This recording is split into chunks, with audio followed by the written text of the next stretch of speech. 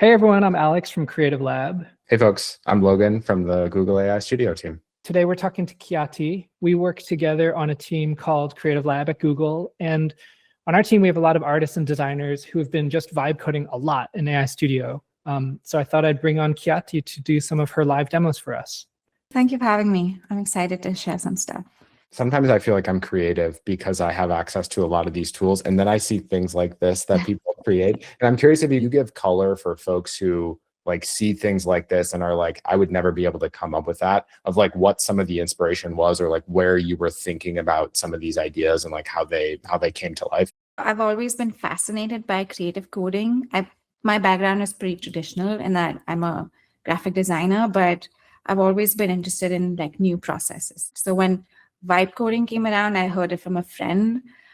That was just like no stopping. And my first instinct whenever I'm like learning a new technique is to basically open old files, because I feel like that's it's a great way to measure the delta of, at that point I thought this artwork was finished, but now that I have this like new capability, where else could I take it? What's a different form that I could give something? So for example, on the left were these visualizers that I'd made for my sister who's a musician.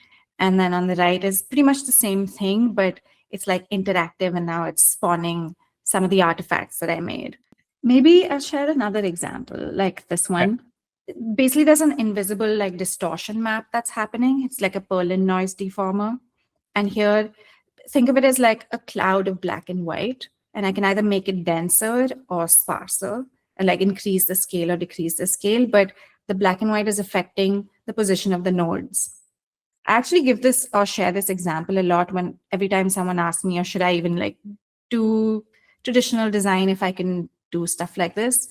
And I always say, I wouldn't have known to prompt Perlin noise deformer, or to say like redistribute the nodes of the type in the SVG that I upload, if I hadn't made materials in 3D where you're trying to like create imperfection to make something feel more real. And I feel like the magic of that little slider is you can like basically get like 1000x the amount of iterations in a really short time window without having to do like multiple generations and waiting. And I feel like this is like, we should almost bake this slider in to everything that we do, just to like give people more shots on goal and like sort of let them customize without needing to wait for the whole generation process. So I think there's something magic here. And I feel like all the CL demos have these types of sliders. So I feel like you've all figured it out, and you just didn't tell anyone that we should be putting these in everything. But I love it. I feel like it's super cool.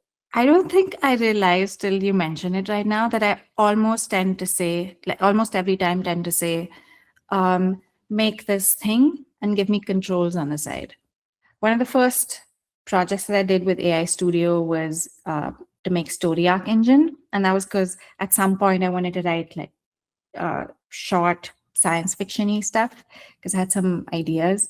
And so I thought, what if I made like this workshopping writing tool for myself, where I can make a story in it, thinks through the story from like a 5-story narrative arc.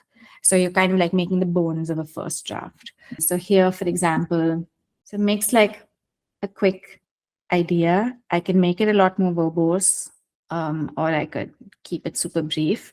And what's great about it is like I could reach at one point to say, the way that things get ruined, I don't like this moment. I can manually edit or just hit the dice icon, and then it says how, or shows you back how this one change trickles down through the rest of the story.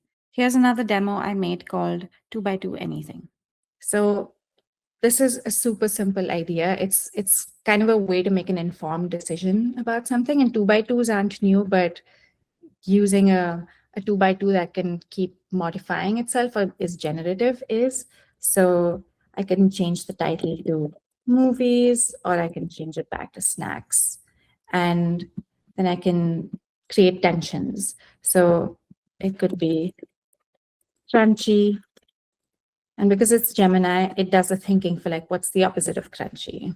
It's soft. I can still go in and change that soft, but it's a nice way for me to, make something quick. And then whatever I click, it tries to find out what's in the middle of healthy and crunchy. Kale chips is pretty good.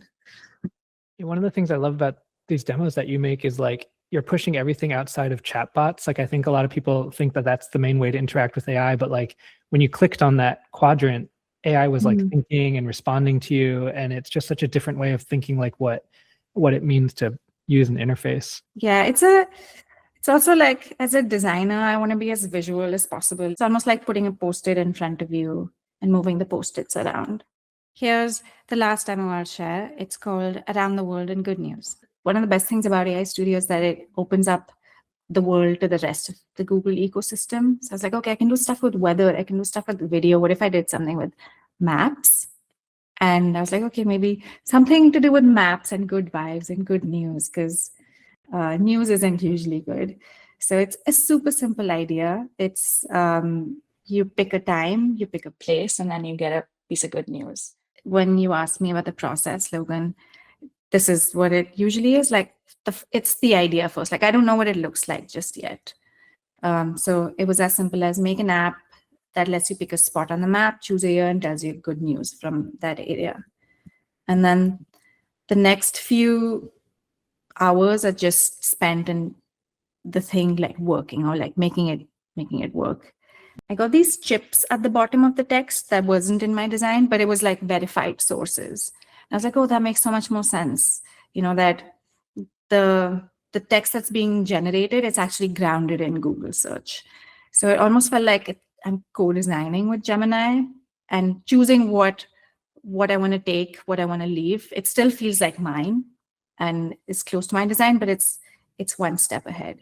It's cool to see that like it actually did take like literally hours of your work and pushing and going back and forth and giving input to the model to get to something that you were super happy with, and the end outcome is like something beautiful, which is really, really cool. Yeah, I know sometimes the aspiration is that, or there's the illusion that AI is usually just hitting a button and stuff just magically pops up. Sometimes it does happen. Even if I get something in like one shot, I make sure I don't stop there, because in the same way, like even outside of AI, good ideas take time. So Khyati, what would you say to other artists and designers who haven't gotten to vibe coding yet? Things that from the outside might seem automated, they actually take a lot of time and effort. And what's great about that is in the process, you realize that all your skills, all your knowledge, all your years of experience still matter. And they add a lot. Like what I can make will be very different from what Alex makes. Or what, say, a doctor makes with vibe coding. Like those kinds of strange constellations or interconnections, I feel like bring a lot of uniqueness. So yeah, I think designers can bring their identity and humanity in AI. I think you're 100% right, because I could never make any of the things that you've showed. So, that's what I was trying to say. I appreciate you for making them, because it is very true. It was awesome to hear and learn from your perspective. I'm glad. This was fun.